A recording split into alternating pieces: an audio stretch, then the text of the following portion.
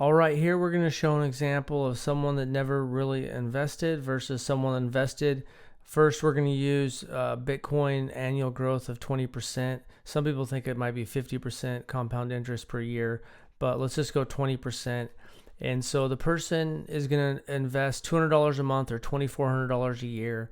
And so first year they put $2,400 in, and this is what their account balance would be if it grew on average 20%. So one year it might be down, but the next year it might be up 80%. So just on average, some people might think it grows more than this, but the one person never really saves anything. They have a couple grand, they never invest, they never save. So after 20 years, they have a couple grand.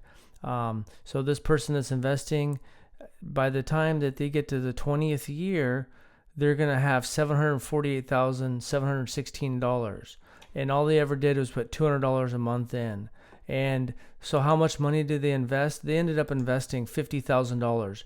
So they had $50,000 of their own money. The other $700,000 is money that $50,000 made. So they made $700,000 for doing nothing except just slowly investing over a long period of time. Now, the stock market in general returns 10%. So we used Bitcoin getting a 20% growth, beating the stock market, which it probably will, but we don't know the future.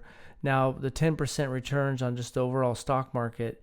Now, that person after 20 years, we'll just won't have this show all these 20 years, but after 20 years, that person would have $170,000, and they still just invested $50,000, just $200 a month for 20 years. They invested $50,000, and they basically made $120,000, and that is as simple as just buying index funds of the overall stock market. The person would make $120,000 in 20 years for doing nothing.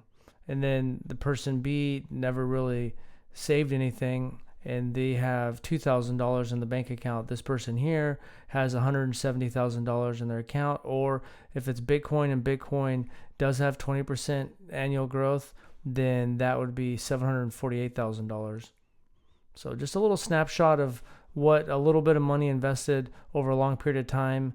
It doesn't have to be rocket science. Buying Bitcoin or just buying overall index funds, which is as simple as just a regular Fidelity account or Schwab account and just buying overall index funds.